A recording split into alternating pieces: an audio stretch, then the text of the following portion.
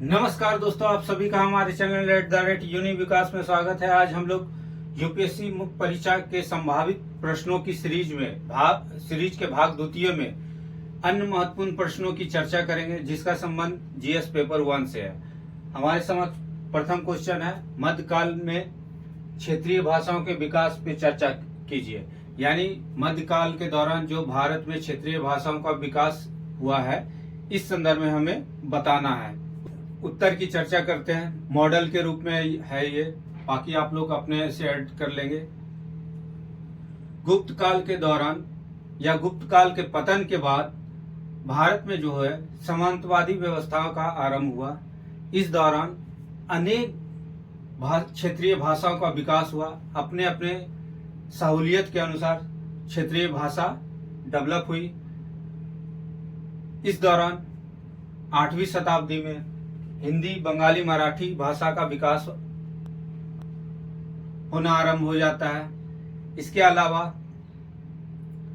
पंजाबी, उर्दू, मराठी, मैथिली, अन्य क्षेत्रीय भाषाओं का विकास हुआ।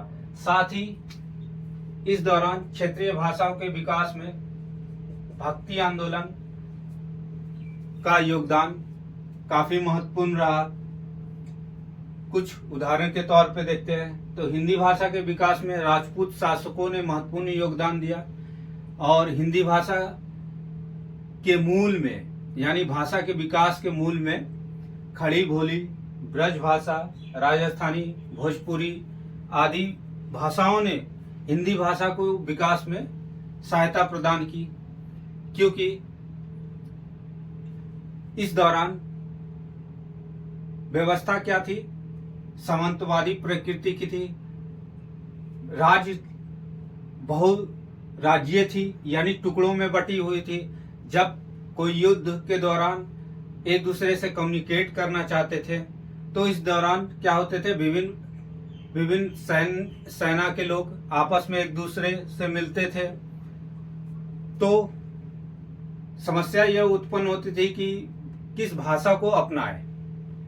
तो इस समस्या के समाधान के लिए अन्य भाषाओं के सम्मिश्रण से किसी नए भाषा का विकास हो जाता था।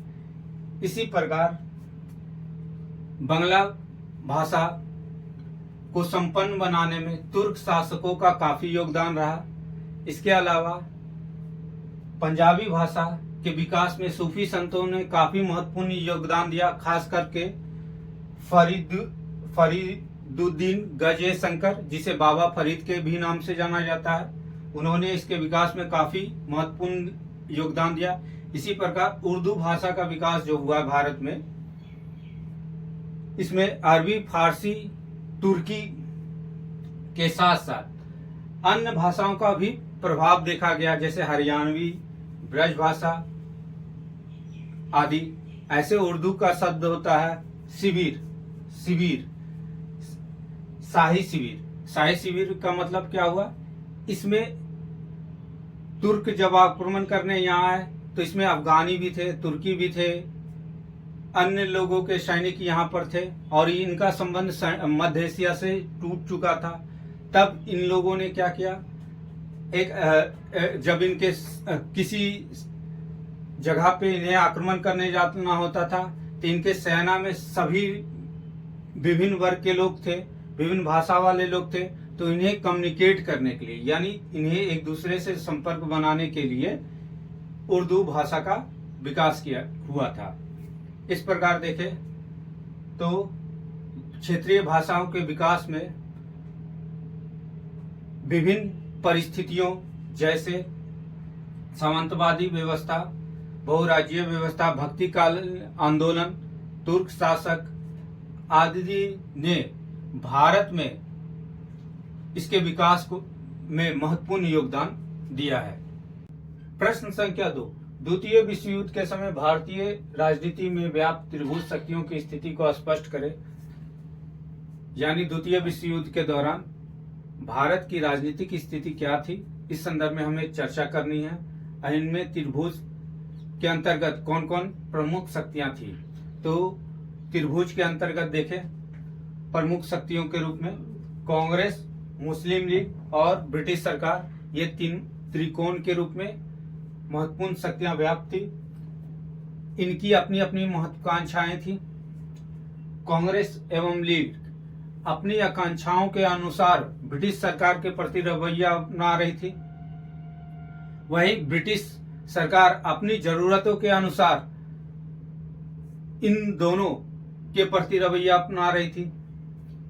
कांग्रेस की में देखें तो कांग्रेस दो वर्गों में इस समय बट गया था, एक वामपंथ, दूसरा दक्षिणपंथ।